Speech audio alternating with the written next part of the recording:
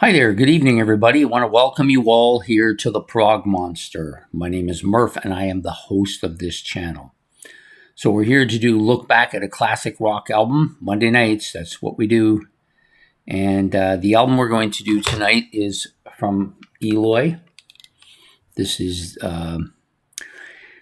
Oceans 2, it's a sequel to Oceans 1, obviously. He decided he wanted to do this. He was going to finish with the predecessor. That was going to be his final album. But then he decided that he could redo this one too. And I think he's done a few more since then. So you know these bands, they're always retiring, but they never quite get there. So this is The Answer is the name of the title of this album. This was released October the 9th, 1998. So what's that, 28 years ago. Recorded at the Horus Sound Studios in Hanover, Germany. The Prog Philharmonic Orchestra choir performed their studio stuff at Smeki in Prague. It's about 57, almost 58 minutes in length, which is long by my standards, but seems to go along pretty quickly. I quite like it. I don't get bored with this album at all. There's a kind of a repeating sound that goes through the album that I quite like. The label is Gun or BMG and BMG, two different labels that covered this album. Produced by Frank Borman. He's the leader of the band. You have the band itself is Frank Borman, vocals and guitar. Michael Gerlach on keyboards, Klaus-Peter Metzel on bass, and Bodo Schopf, I'm thinking that's how you pronounce it, with a P and an F at the end, on drums and percussion. A good album. This is a good album by this band. I think it's pretty solid. It's a little spacier than some other later albums that they did. They went through a period where there's a couple albums that weren't as spacey. This one's a little more spacey. I quite like it. Retakes up the story of the first album, continuing with it here.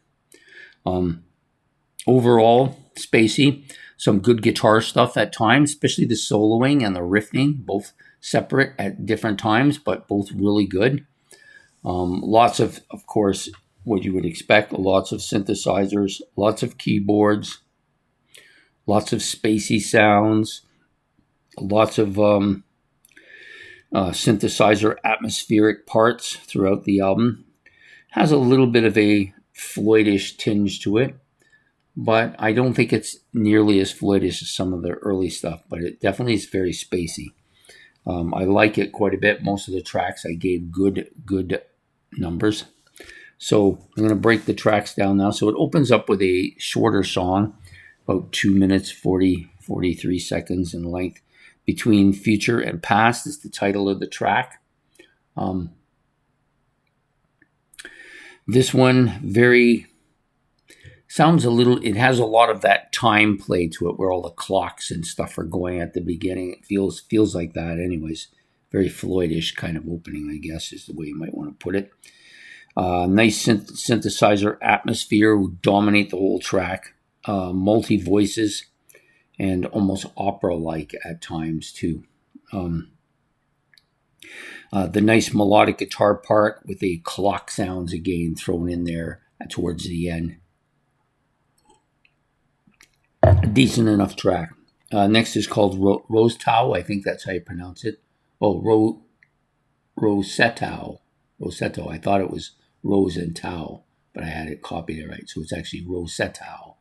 Did not know that. So melodic, heavy, rhythmatic track.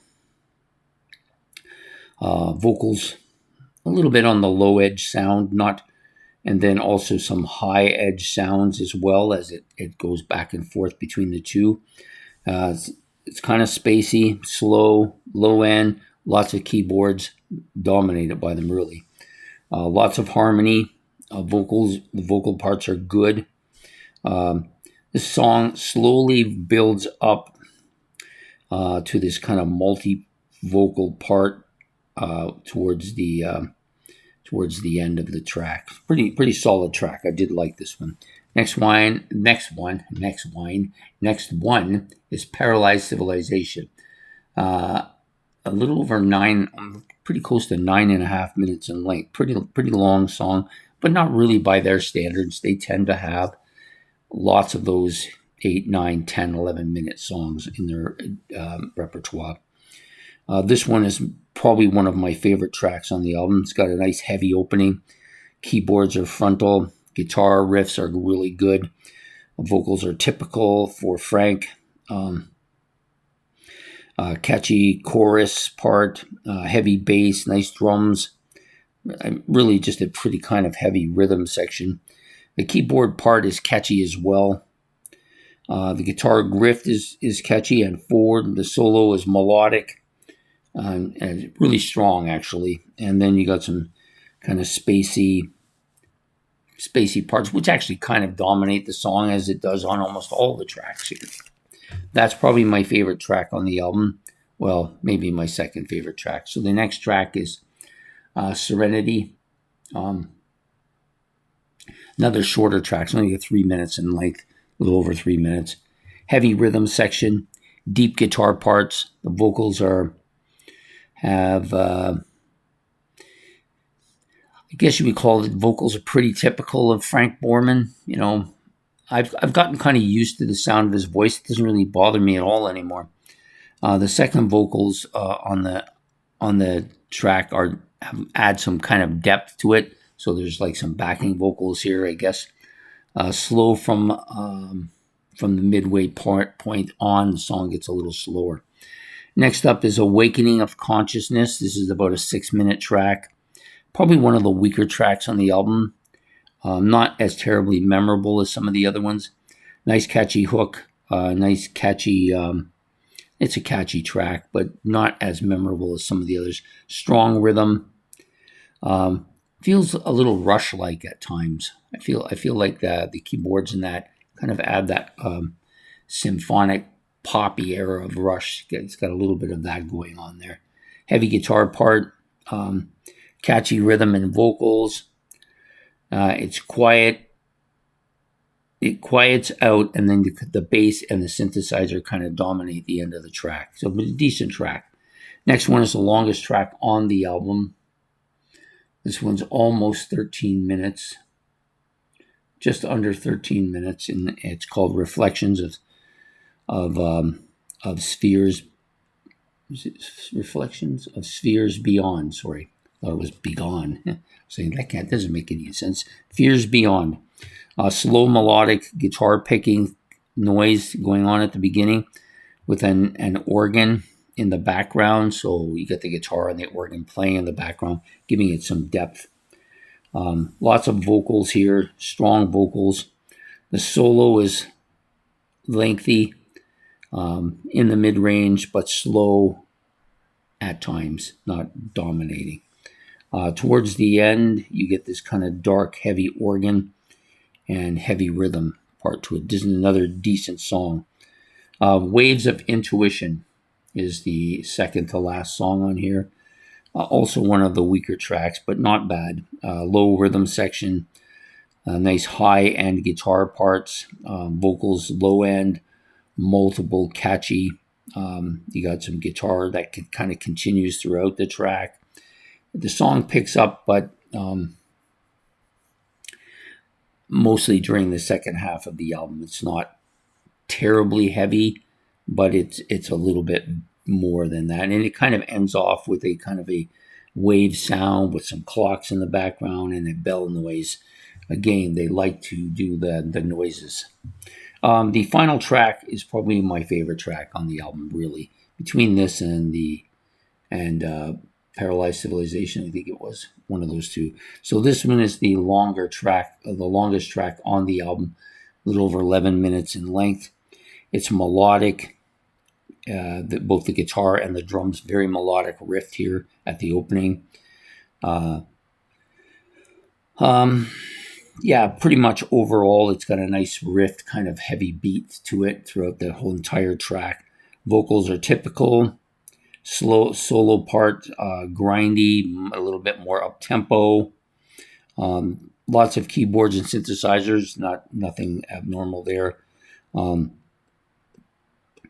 Slows to a more pastoral sound, with the vocals also slowing down a bit too. This is a multi vocal harmonies. Some of them high, some of them low end, and some of them female, some of them male, I guess.